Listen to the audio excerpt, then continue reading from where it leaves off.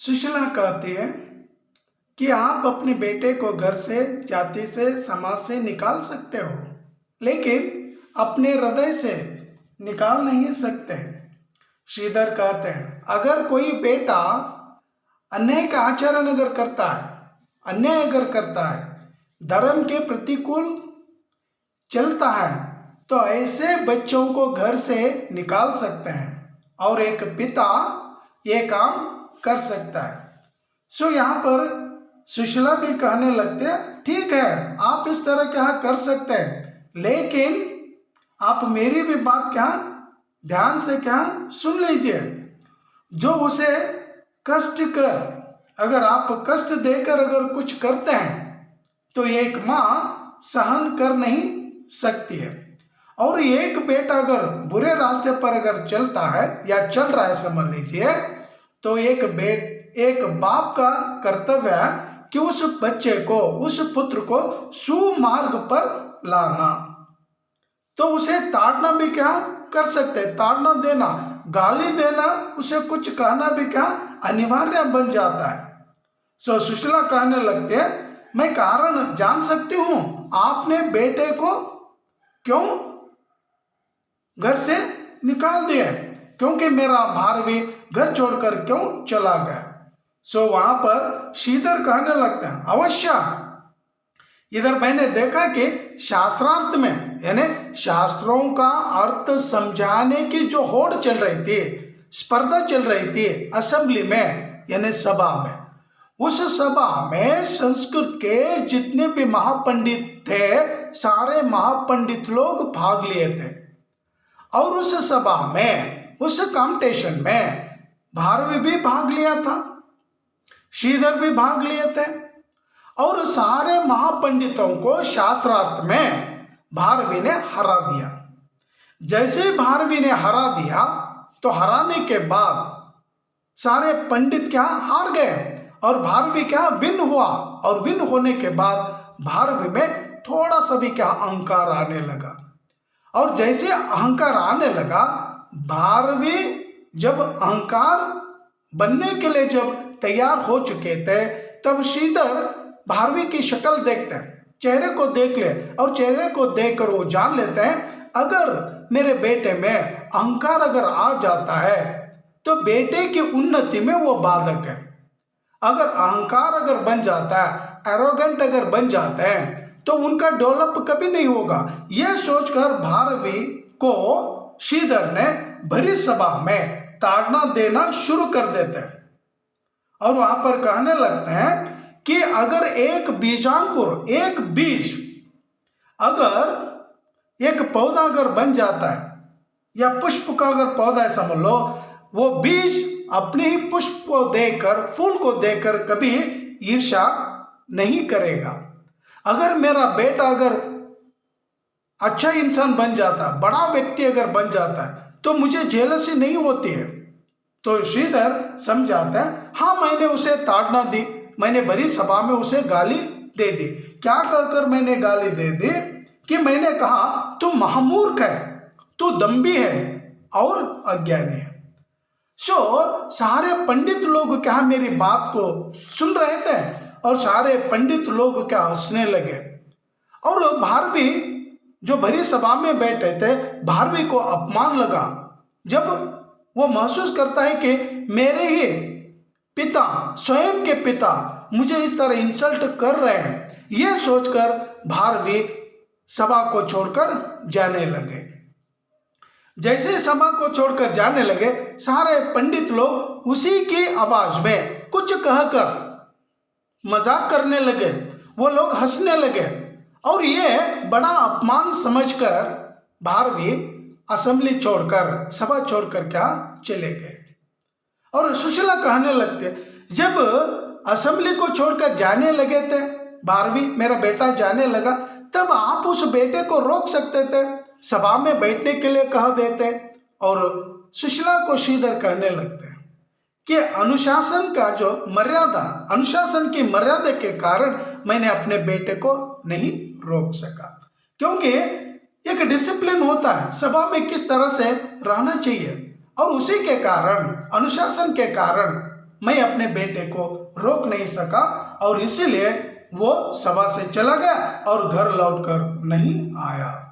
तब सुशीला कहने लगती, अच्छी बात है, अब मुझे क्या समझ में आया कि आपने मेरे बेटे को गाली दे दी और इसलिए मेरा बेटा घर छोड़कर चला गया, अभी तक लौटकर नहीं आया है।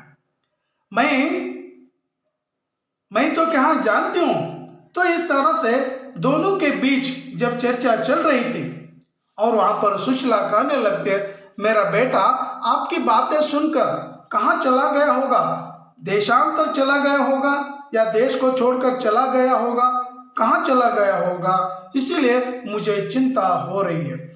जब दोनों पति पत्नी के बीच बातें हो रही थी उसी समय क्या सेविका आभा के यहाँ आ जाती है और आभा कहने लगते हैं कि मैं हूँ स्वामी आभा। सो आभा कहती है, सुशीला कहने लगता, आभा भारवी नहीं आया? और वो तो क्या सेविका है, घर की नौकरानी है। वो कहने लगते हैं, नहीं है, अभी तक स्वामिनी वो नहीं आए। सो मालकिन को कहने लगते हैं सेविका कि आपके लिए मैं किचन रूम में, रसोई घर में खाना परोस कर रखी हूँ, पाकशाला में, यानी किचन रूम में, पाकशाला में परोस कर रखी हूँ, आप खाना खा लेना, भोजन रखी हूँ, भोजन कर लेना। सो सुशीला कहने लगते, नहीं मेरी लाडली आभा, मुझे आज भूख नहीं है, मैं खाना नहीं खाऊंगी। आभा तू जा, मैं भोजन ना करूंगी, मुझे कष्ट हो रहा है, मुझे चिंता हो रही है क्योंकि मेरा बेटा भारवी अभी तक घर नहीं आया। सो आभा कहने लगती है, मुझे क्षमा करें, एक निवेदन है, एक प्रार्थना लेकर मैं आई हूं कि आप लोगों से यानी महाकवि से कोई परिचित एक युवती आई है और वो घर के अंदर आना चाहती है। सो सुशीला उस युवती जब मिलने के लिए आई है, युवती कहते ही आभा को कहने लगते हैं, हाँ ठीक है, उसे अंदर भेज देना। जो युवती महाकवि को मिलने के लिए जो आई है ना, उस युवती को अंदर भेज देना। और वो आभा बाहर चली जाती है और जो महाकवि को भारवी को मिलने के लिए जो युवती आई थी उस युवती का नाम है भारती। भारती भी एक विदुषी है। जैसे ही इन दोनों के सामने आ जाती है भारती को देखकर सुशीला पूछने लगती है कि देवी आपका नाम क्या है? और वो कहने लगती है कि मेरा नाम भारती है, मैं भी एक विदुषी हूँ। सो सुशीला पूछने लगती है, आप भारवी को जानती हैं? और भारती कहने लगती है, संस्कृत के महाकवि भारवी को कौन नहीं जानते हैं? वसंत ऋतु में जो कुहू कुहू कूकने वाली जो कोयल है, उस कोयल की आवाज को कौन नहीं जानते हैं? मैं भी भारवी को जानती हूँ। सो यहाँ पर भारती को जानती हूँ कहने से दोनों पूछने लगते हैं कि आप पहली बार कहाँ देखे आज? सो वो कहने लगती है भारवी, मैं सवेरे सवेरे सुबह सुबह ही उन्हें मालिनी के तट पर देख चुकी हूँ। उन्हें मिलने के लिए जाने वाले थे लेकिन वो उपासना कर रहे थे, सूर्य पूजा कर रहे थे, सूर्य नमस्कार कर रहे थे। जब वो उपासना में थे तो उनके पास मैं नहीं गई हूँ। जब बाद में उनके पास उन्हें भेंट करने के लिए जब जाने वाली थी लेकिन भारवी उस जगह से उठकर जाने लगे थे। उन्हें मिलने के लिए कोशिश की लेकिन वो उनसे मेरी भेंट ना हो सकी, मैं मिल ना सकी, इसीलिए भारवी को मिलने के लिए मैं घर आई हूँ। भारवी घर पर है? भारती पूछती है। सो यहाँ पर सुशीला और श्रीधर कहने लगते हैं, देवी अब तो फिलहाल भारवी यानी कभी घर पर नहीं है, जब वो घर लौटकर आ जाएंगे आपको हम सूचना देंगे, तब आप आकर उनसे मिलना। सो यहाँ पर सुशीला भी कहने लगते हैं, देवी भारती आप भी भारवी को ढूंढने के लिए कोशिश करिए, प्रयत्न करिए, अगर कहीं भी अगर उनका अता पता अगर मिला तो हम लोगों को सूचना कर देना। तो यहाँ पर सुशीला कहने से वो चली जाती है और जाने के बाद इन दोनों के बीच और भी कहा चर्चा होने लगती है। सुशीला कहने लगती है, आज मैंने उन्हें क्या तैयार कर दी थी। मेरा पुत्र जब शास्त्रार्थ करने के लिए जाने लगा था, स्वयं मैं अपने हाथों से बेटे की तैयारी कर चुकी हूँ और मेरा बेटा कौशे वस्त्र धारण कर चुका था और पीत रंग का अधो वस्त्र और नीले रंग का उत्तरिया और कुंजित केश, मस्तक पर पीत चंदन के पत्रावली, मध्य में अरुण बिंदु। स्वयं मैं अपने हाथों से बेटे को रेडी करके तैयार करके भेज दे, लेकिन वही बेटा अब घर लौटकर नहीं आया। मुझे चिंता हो रही है। और सुशीला को श्रीधर भावुक होकर, इमोशनल होकर कहने लगते हैं, हे सुशीला, तुम चिंता मत करना कि अब शास्त्र चिंतन करना, आपका बेटा जरूर लौट कर आएगा और वो कहीं पत्नी के घर चला गया होगा, वो जरूर क्या लौट कर आ जाएगा। सो भारती इन दोनों को भी प्रणाम करते हुए वो चली जाती है और जाने के बाद सुशीला को श्रीधर कहते हैं, चल सुशीला, अब तो क्या रात हो गई है, दोनों सोएंगे। सो सोने के लिए दोनों चले जाते हैं। तब भी सुशीला को क्या चिंता होती है कि बेटा घर लौटकर नहीं आया। जब चिंता होती है तो वो पूछने लगते हैं कि मेरा बेटा कब लौटकर आ जाएगा। और वहां पर श्रीधर कहते हैं, हे सुशीला, आप बार बार इस तरह ना पूछना, मैं सवेरे होते ही उसे ढूंढने के लिए निकलूंगा, हो सके तो राजकीय सहायता मैं लूंगा और राजकीय सहायता लेकर किसी हाल में भी उस बेटे को ढूंढकर आपके सम्मुख, आपके सामने खड़ा कर दूंगा। तो इतनी सी बात क्या कह दे और कहने पर सुशीला सोने के लिए क्या प्रयास करती है। जैसे सोने के लिए प्रयास करती है, करवट पर करवट क्या बदलती रहती है। शयन के ऊपर दोनों सो जाते हैं, नींद नहीं आ रही है, आंख बंद नहीं हो रही है और पलकें झपकने लगी है, लेकिन थोड़ी सी नींद आने लगती है और दरवाजे बजने की आवाज आ जाती है। जैसे ही दरवाजे से आवाज आ जाती है, हड़बड़ाकर सुशीला उठती है और उठकर भारवी, मेरा बेटा भारवी कहने लगती है। श्रीधर कहते हैं, हे सुशीला, आपका बेटा नहीं आया, वो हवा का एक झोंका आया और हवा का झोंका आ जाने से दरवाजे से क्या आवाज आ रही है। तो आपका बेटा नहीं आया, आप आराम से निश्चिंत होकर सो जाना, मैं कल सवेरे उठते ही आपके बेटे को ढूंढने के लिए चला जाऊंगा और आपके सामने खड़ा कर दूंगा, आप ज्यादा ना सोचना। तो जैसे ही कह दिया, दोनों सोने के लिए प्रयास करते हैं। कुछ समय होने के बाद देर रात में श्रीधर और सुशीला दोनों सो जाते हैं और बाद में दरवाजा खटखटाने की आवाज आती है। जैसे ही आवाज आती है, दोनों नींद से हड़बड़ाकर उठ जाते हैं और उठकर दरवाजा खोलकर देखते हैं, सामने भारवी खड़ा है, अपने हाथ में एक लंबी सी शार्प तलवार लेकर, तेज तलवार लेकर खड़ा है। उस तलवार को दोनों देखते हैं, श्रीधर और सुशीला आश्चर्यचकित होकर बेटे की शक्ल को देखने लगते हैं और बेटा भारवी कहने लगता है। और बेटे की इस अवस्था को देखकर, इस स्थिति को देखकर श्रीधर कहने लगते हैं, बेटा ये तलवार क्यों लेकर आए हो? और श्रीधर पूछते ही श्रीधर को उत्तर देने लगते हैं भारवी, पिताजी, आपकी जो ग्रीवा है, आपकी जो गर्दन है ना, उस गर्दन को धड़ से अलग करने के लिए, यानी आपका जो नेक है ना, उस नेक को काटने के लिए मैं आया हूं। ग्रीवा काटने के लिए जब आया हूं कहता है, तो श्रीधर कहने लगते हैं, काट देना, मेरी गर्दन को काट देना। तब मां पूछने लगती है, बेटा आपको भूख लगी होगी, आपका जो मनपसंद का खाना मैं बनाकर आपको खिलाऊंगी, चल अंदर आ जाना। वो क्या करता है, छोड़ उस तलवार को, जिन हाथों में कलम होना चाहिए, जिन हाथों में पेन होना चाहिए, उन उंगलियों में आप तलवार पकड़ लिए। जब माँ खाने की बात कहती है, भूख की बात कहती है, तो उन्हें क्या रिपेंट हो जाता है, किन्हें? भारवी को। और भारवी सोच लेता है मैं तो पिताजी की हत्या करने के लिए आया था, लेकिन मेरी माँ मेरी भूख के बारे में पूछ रही है और खाना खिलाने की बात कह रही है। यह सोचकर अपने हाथ में जो तलवार थी उस तलवार को फेंक दिया।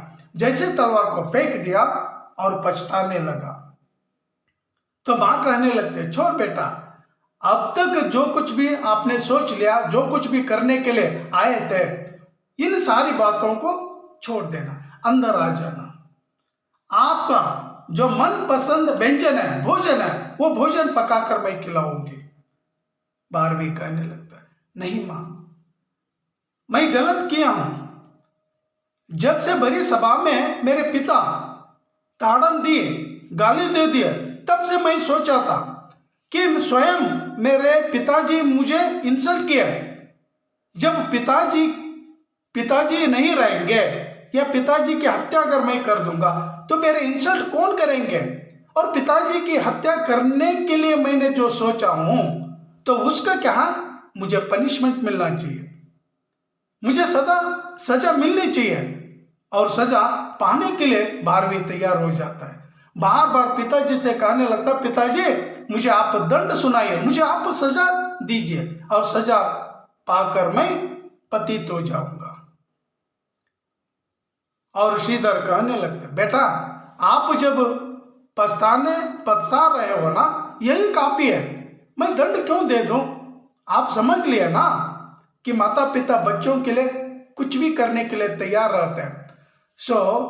भारवी कहने लगता है, नहीं पिताजी, आप मुझे दंड देना चाहिए, दंड के बिना मैं अंदर नहीं आऊंगा। अंत में पिताजी यानी श्रीधर एक दंड सुनाते हैं। ठीक है बेटा, अगर आप सजा लेने के लिए अगर तैयार है तो मैं आपको एक सजा क्या दूंगा। वो सजा कौन सी है कि आप अपने ससुराल जाना, पत्नी के घर चले जाना, और 6 मास तक, 6 महीने तक आप उनके झूठा हुआ खाना खाकर जीवन व्यापन करना। यानी 6 मंथ्स तक उनके घर में ही रहना और रहकर उनका जो झूठा हुआ खाना है, भोजन है, वो भोजन करके वहीं पर रहना, यही तुम्हारी सजा है। तो भारवी स्वीकार कर लिया, हाँ पिताजी, मैं 6 महीने तक उन्हीं के घर में उनका ही झूठा हुआ भोजन खाकर रहूंगा, तब लौटकर घर आ जाऊंगा। तो मान लिया, भारवी स्वीकार कर लिया। और सुशीला कहने लगते, नहीं बेटा, आप ये सजा मत लेना, आपने जो पछताया ना वही काफी है, आप ये सजा पाने के लिए तैयार ना होना। फिर भी माँ की बात नहीं मानता है और श्रीधर जो सजा सुनाया, श्रीधर की सजा सुनकर वो तैयार हो जाता है पनिशमेंट लेने के लिए। यहां पर जैसे वो सजा दे दिया और सजा देने के बाद स्वीकार कर लिया, और स्वीकार करने के बाद घर छोड़कर जाने के लिए तैयार हो जाता है कौन? भारवी। और माँ बार बार विनती करती है कि बेटा आप ना जाना, दंड स्वीकार मत करना। तो वहां पर भारवी मानने के लिए तैयार नहीं है और अंत में वो घर छोड़कर क्या जाने लगता है। माँ कहती है बार बार, बेटा मत जाना, बेटा मत जाना। श्रीधर और सुशीला को छोड़कर बेटा भारवी वो जाने लगता है, ससुराल जाने लगता है। और माँ पीछे से पुकारने लगती है, बेटा बेटा बेटा बेटा। ये आवाज कम होती होती होती चली जाती है स्टेज के ऊपर से, और वो बेटा चला जाता है। और ससुराल में जाकर 6 महीने उन लोगों का झूठा हुआ खाना खाकर उस पनिशमेंट को, सजा को क्या स्वीकार कर लिया। सजा पूर्ण हो गई और सजा पूर्ण होने के बाद वहीं पर भारवी ने एक महाकाव्य की रचना करते हैं। उस महाकाव्य का नाम है किरातार्जुनीयम। एक महाकाव्य लिखते हैं महाकाव्य की रचना करते हैं, तब भारवी से महाकवि भारवी बन जाते हैं। तो स्टूडेंट्स, यहीं पर यह कहानी समाप्त होती है। अगर आपको ये कहानी अच्छी लगती है तो आप मुझे कमेंट करिए। नेक्स्ट आपके लिए लेकर आ जाऊंगा भोला राम का जीव एक कहानी, और एक पार्ट है यात्रा जापान की। तो आप लोग मेरी सहायता करिए, सब्सक्राइब कर लीजिए, हो सके तो अपने दोस्तों में भी ये शेयर कर लीजिए। ವಿದ್ಯಾರ್ಥಿಗಳೇ, ನೀವು ಈ ನಾಟಕವನ್ನು ಚೆನ್ನಾಗಿ ಕೇಳಿದ್ರ ಅಂತ ಅಂದ್ಕೊಳ್ತೀನಿ. ಸೊ ನಿಮಗೆ ಚೆನ್ನಾಗಿ ಅನಿಸಿದರೆ ಸಬ್ಸ್ಕ್ರೈಬ್ ಆಗಿ, ಹಾಗೆ ನಿಮ್ಮ ಫ್ರೆಂಡ್ಸ್ಗಳಿಗೆ ಕೂಡ ಶೇರ್ ಮಾಡ್ಕೊಳ್ಳಿ ನಿಮ್ಮ ಫ್ರೆಂಡ್ಸ್ಗಳ ಜೊತೆ. ಸೊ ಇಲ್ಲಿಗೆ ಈ ನಾಟಕ ಮುಗಿತೆ. ನೆಕ್ಸ್ಟ್ ಮುಂದಿನ ಕ್ಲಾಸ್ನಲ್ಲಿ ಇನ್ನೊಂದು ಸ್ಟೋರಿ ತರ್ತೀನಿ, ಬೋಲಾರಾಮ್ ಕಾ ಜೀವ್. ಅದು ಆದಮೇಲೆ ಯಾತ್ರಾ ಜಪಾನ್ ಕಿ. ಈ ಎರಡು ಆದಮೇಲೆ ಮಿಡ್ವಲ್ ಪೋಯಟ್ರಿಗೆ ನಾನು ಬಂದುಬಿಡ್ತೀನಿ. ಏನೇ ಎಕ್ಸಾಮ್ ಆಗೋ ತನಕ ಎಲ್ಲ ಸೆಕೆಂಡ್ PUC ವಿದ್ಯಾರ್ಥಿಗಳಿಗೆ ನಿಮ್ಮ ಸಿಲೆಬಸನ್ನು ಪೂರ್ತಿಯಾಗಿ ಕಂಪ್ಲೀಟ್ ಮಾಡುತ್ತೇನೆ. ಸೊ ಏನಾದರೂ ನಿಮಗೆ ಡೌಟ್ ಇದ್ದರೆ ಕಮೆಂಟ್ ಮಾಡಿ, ನಾನು ಅದರ ಮೇಲೆ ಒಂದು ವಿಡಿಯೋ ಮಾಡಿ कलिस्तीनी. सो यहीं पर ये नाटक खत्म होता है. धन्यवाद. Thank you.